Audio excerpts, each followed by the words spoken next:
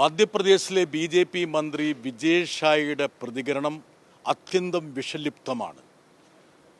ബി.ജെ.പിയെ ഗ്രസിച്ചിരിക്കുന്ന ആർ.എസ്.എസിനെ ഗ്രസിച്ചിരിക്കുന്ന മനോരോഗത്തിൻ്റെ ഒരു പ്രത്യക്ഷ ദൃഷ്ടാന്തമായിട്ട് വേണം ഇതിനെ കാണാൻ വേണ്ടി.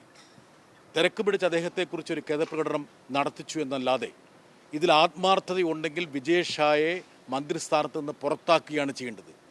ഇന്നലെ വിജയ് ഷാ ഈ പ്രസ്താവന നടത്തിയ സമയത്ത് അവിടെ ഉണ്ടായിരുന്ന ബി.ജെ.പി. നേതാക്കളും അണികളും കൈയടിച്ച് പ്രോത്സാഹിപ്പിക്കുകയാണ് ചെയ്തത്. ഒരു ഒറ്റപ്പെട്ട പ്രതികരണമല്ല. അദ്ദേഹത്തിൻ്റെ ഈ പ്രസംഗം ഉടനീളം ഞാൻ കേട്ടിരുന്നു ഇന്നലെ രാത്രി.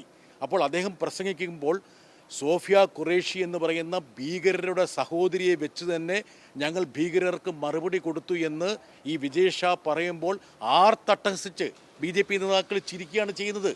നോക്കുക, ബി.ജെ.പി. എന്നുള്ള ഒരു പാർട്ടി പ്രചരിപ്പിക്കാൻ ശ്രമിക്കുന്ന വിഷത്തിൻ്റെ ഒരു ദൃഷ്ടാന്തമായിട്ട് വേണം അദ്ദേഹത്തിൻ്റെ പ്രസ്താവനയെ കാണാൻ വേണ്ടിയിട്ട്. ബി.ജെ.പിക്ക് എന്തെങ്കിലും തരത്തിൽ ആത്മാർത്ഥതയുണ്ടെങ്കിൽ വിജയ് ഷായെ പുറത്താക്കണം. അത് മാത്രമല്ല, അദ്ദേഹത്തിനെതിരെ കേസെടുക്കണം.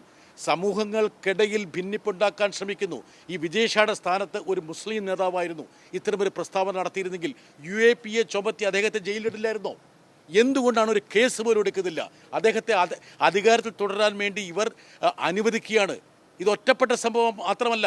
അതായത് വിക്രം മിശ്രി എന്ന് പറഞ്ഞ ഇന്ത്യയുടെ വിദേശകാര്യ സെക്രട്ടറിക്കെതിരെ സൈബർ അറ്റാക്ക്, സംഘടിതമായിട്ടുള്ള സൈബർ യുദ്ധം നടത്തിയിട്ട് ഞാൻ വ്യക്തിപരമായിട്ട് ആഭ്യന്തരമന്ത്രി അമിത്ഷായ്ക്ക് കത്തെഴുതി. അതായത് ഈ സംഘടിത സൈബർ യുദ്ധത്തിൻ്റെ പിന്നിലുള്ള ആൾക്കാരെ കണ്ടെത്തണം, അവരെ ശിക്ഷിക്കണമെന്ന് പറഞ്ഞു. അദ്ദേഹത്തിൻ്റെ മന്ത്രി ജയശങ്കർ പോലും കമാന്നൊരു വാക്ക് അദ്ദേഹത്തിൻ്റെ പിന്തുണയ്ക്കായിട്ട് പറഞ്ഞിട്ടില്ല എന്നുള്ളതാണ് ഏറ്റവും ദൗർഭാഗ്യകരമായിട്ടുള്ള കാര്യം. ഇതിനൊരു പാറ്റേൺ ഉണ്ട്. അതായത് കഴിഞ്ഞ കുറേ ദിവസങ്ങളായിട്ട് ഈ വിഷയത്തെ മുൻനിർത്തി ബി.ജെ.പിയും ആർ.എസ്.എസും സൃഷ്ടിക്കാൻ ശ്രമിക്കുന്നൊരു ധ്രുവീകരണത്തിൻ്റെ ഒരു പ്രത്യേക തലം.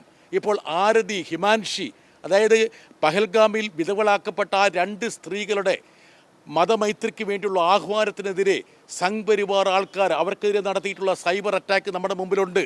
അപ്പം ഇതൊക്കെ കേവലപരമായിട്ട് ഒരു ഒറ്റപ്പെട്ട സംഭവങ്ങളായിട്ട് കാണാൻ കഴിയില്ല. സർക്കാരിന് ആത്മാർത്ഥതയുണ്ടെങ്കിൽ ഈ സൈബർ അറ്റാക്കുകളുടെയും വിഷലിപ്തമായ പ്രചരണത്തിൻ്റെയും ഉത്തരവാദികളായ ആൾക്കാരെ നിയമത്തിൻ്റെ മുമ്പിൽ കൊണ്ടുവരണം. കഴിഞ്ഞ ദിവസമാണ് ബി.ജെ.പിയുടെ പ്രധാനപ്പെട്ട നേതാവായിട്ടുള്ള നിഷികാന്ത് ദുബെ, ഞാനും അദ്ദേഹം ഒരു കമ്മിറ്റിയിൽ പ്രവർത്തിച്ചിട്ടുള്ള ആളാണ്. നിഷികാന്ത് ദുബെ എന്താ പറയുന്നത്? അതായത് സുപ്രീം കോടതി ഇവിടെ ആഭ്യന്തര യുദ്ധം സംഘടിപ്പിക്കാൻ വേണ്ടി ശ്രമിക്കുകയാണെന്ന് പറഞ്ഞു. സുപ്രീം കോടതി പറഞ്ഞു അസംബന്ധമാണ്. യഥാർത്ഥത്തിൽ നിഷികാന്ത് ദുബെക്കെതിരെ നടപടിയെടുക്കേണ്ടതാണ്. ഒരു പ്രതികരണം, ഒരു കേസ് നിഷികാന്ത് ദുബെക്കെതിരെ വന്നോ? കഴിഞ്ഞ ദിവസം ആർ.എസ്.എസിൻ്റെ ഏറ്റവും പ്രധാനപ്പെട്ട നേതാവ് നന്ദകുമാർ സുപ്രീം കോടതിക്കെതിരെ പ്രസ്താവന ഇറക്കി.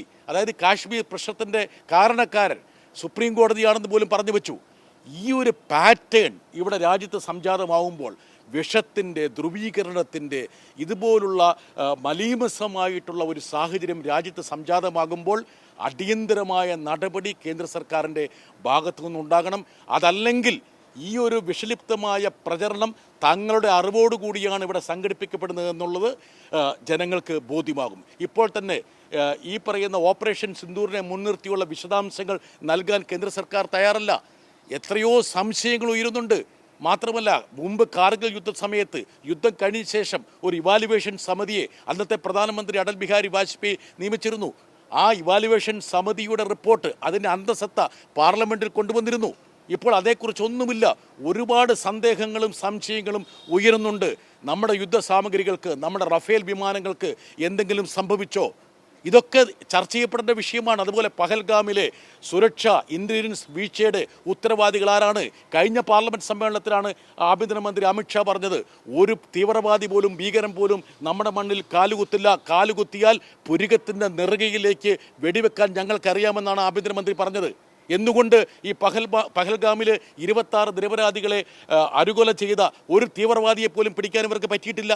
ഇതൊക്കെ പാർലമെൻറ്റിൽ മറുപടി പറയേണ്ടതാണ്. അത് മാത്രമല്ല, ഇതാദ്യമായിട്ട് കാശ്മീർ വിഷയത്തെ അന്താരാഷ്ട്രവൽക്കരിക്കുന്നതിന് വേണ്ടിയിട്ട് ട്രംപിൻ്റെ കോർട്ടിലേക്ക് ഈ വിഷയം തള്ളിയ നരേന്ദ്രമോദി രാജ്യത്തോട് മറുപടി പറയേണ്ട ഒരു ഘട്ടം കൂടിയായിരിക്കുകയാണ്.